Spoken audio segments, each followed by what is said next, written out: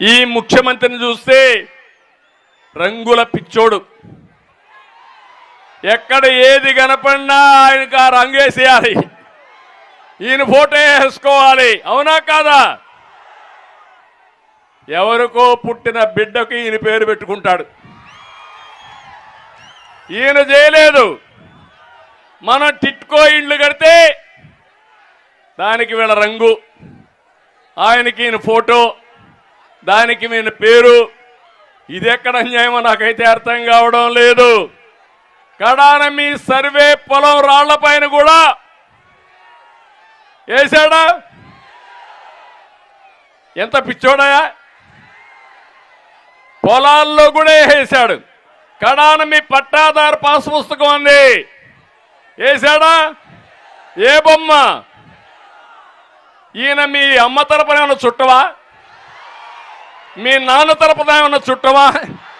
మీ దూరపు బంధువా? ఏంటి ఆ ఫోటో? మీకు రోషం రాదు. రోషం వస్తే భయపడతారు, కేసు పెడతాడని. అవునా కాదా? అదే మీకుంది ఓటు హక్కు, ఓటు ఆయుధం. మీ వారసత్వంగా మీ తాత ముత్తాత ఇచ్చిన ఆస్తి పైన ఈ రంగుల పిచ్చోడి ఫోటో ఏంటయా?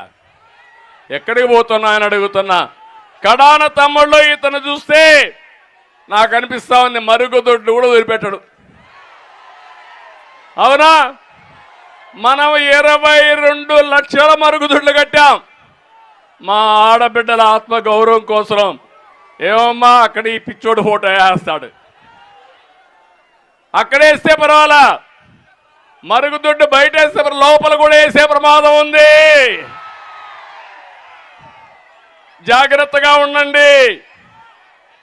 ఇలాంటి దుర్మార్గమైన వ్యక్తులు వచ్చి ఈ రాష్ట్రంలో ఎప్పుడైనా ఇలాంటి పరిస్థితులు ఎవరైనా చూశారు? ఎంతో మంది ముఖ్యమంత్రులు వచ్చారు పోయారు, కానీ ఇలాంటి పరిస్థితులు ఎప్పుడన్నా వచ్చాయా అని అడుగుతున్నా.